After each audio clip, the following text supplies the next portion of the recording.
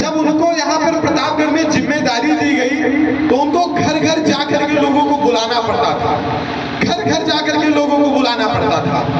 लेकिन ये एक सतत प्रक्रिया जो रही, निरंतर ये जो इनका मेहनत रहा, आज उस मेहनत का प्रतिफल है कि एक ब्लॉक की मीटिंग में सैकड़ों लोग बिना बुलाए उपस्थित हैं।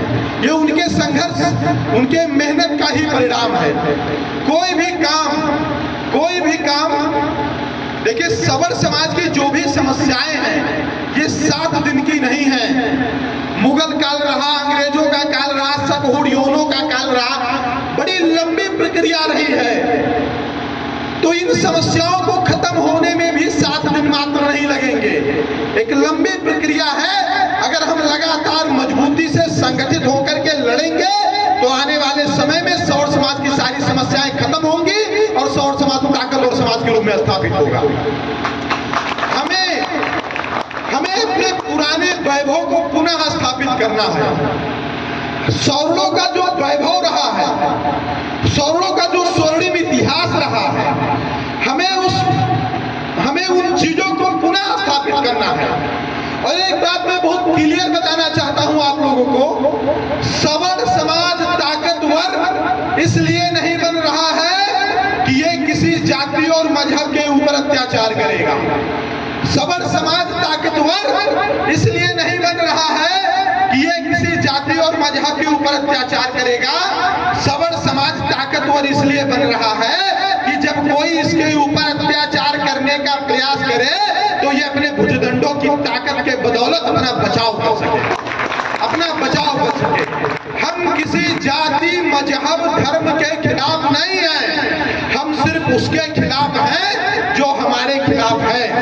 जो सामने से सौरणों को गाली देगा उसको भी हमारी गाली सुननी पड़ेगी, जो सामने से सौरणों को टारगेट करेगा उसको भी सामने से टारगेट होना पड़ेगा। इस समय विभिन्न राजनीतिक पार्टियों के सदस्यता अभियान चल रहे हैं। इस समय विभिन्न राजनीतिक पार्टियों के सदस्यता अभियान चल रहे हैं। मिसकाल मार करके लोग सदस्यता ले रहे हैं और सदस्यता ले करके उसको इस तरीके से पोस्ट कर रहे हैं, लग रहे हैं विधानसभा और लोकसभा का टिकट पा गए हैं, विधानसभा और लोकसभा का टिकट पा गए हैं। यहाँ पर बैठे सामान्य वर्ग के एक एक व्यक्ति से मैं एक बात बताना चाहता हूँ, आप चाहे जितनी बार, चाहे जब इन राजनीतिक पार्टियों की सदस्यता ले लीजिए, लेकिन जब आपके साथ कोई घटना, दुर्घटना होगी तो वहां आपके बचाव में पहली पंक्ति में सौर आर्मी खड़ी मिलेगी, सौर आर्मी खड़ी मिलेगी। इन राजनीतिक पार्टियों के आई कार्ड आपकी सुरक्षा की गारंटी नहीं लेंगे, आपके सुरक्षा की गारंटी सौर आर्मी का आई कार्ड लेगा, सौर आर्मी का आई कार्ड लेगा। हम एक बात नहीं समझ पाते हैं, देश को आजाद हुए 75 साल हो गए, हमारे बाप दादा भी बूथ अध्यक्ष, सेक्टर अध्यक्ष, मंडल अध्यक्ष, जिला अध्यक्ष का पदभार ढोया है, ठीक है, और हम भी वही ढोने की तरफ बढ़ रहे हैं। मैं एक बात पूछना चाहता हूं, उससे हमको आपको फायदा क्या मिला?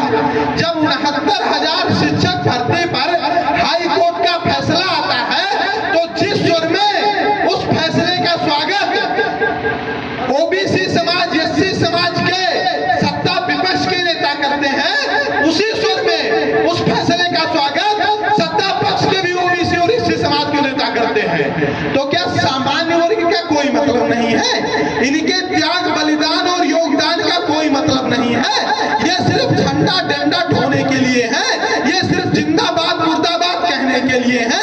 क्या हम सिर्फ इसीलिए पार्टियों में पद लेते हैं? क्या कोई राजनीतिक पार्टियां हमारे घर का रोटी चलाती हैं? क्या कोई राजनीतिक पार्टियां हमको सब्जी खरीद कर देती हैं? जब नहीं देती हैं तो फिर हमारी क्या मजबूरी है कि हम इन पार्टियों के लिए कर रहे हैं, इन पार्टियों के लिए लड़ रहे हैं, इन पार्टियों के लिए मर रहे हैं, लेकिन जब आपके ऊपर समस्या आती है तो वहां पर सर्वेश पांडे और सौर आर्मी खड़ी मिलती है, वहां पर सर्वेश पांडे और सौर आर्मी खड़ी मिलती है। एक बात मैं आपको बता दूं, मैं बहराइच से समथिंग 200 किलोमीटर दूर आज आप लोगों के बीच में हूं, आप लोगों को मैं समझा रहा हूं, बता रहा हूं, मेरा इसमें कोई कोई व्यक्तिगत स्वार्थ नहीं है। सर्वेश पांडे को ना यहाँ से विधानसभा लड़ना है, सर्वेश पांडे को ना यहाँ से लोकसभा लड़ना है।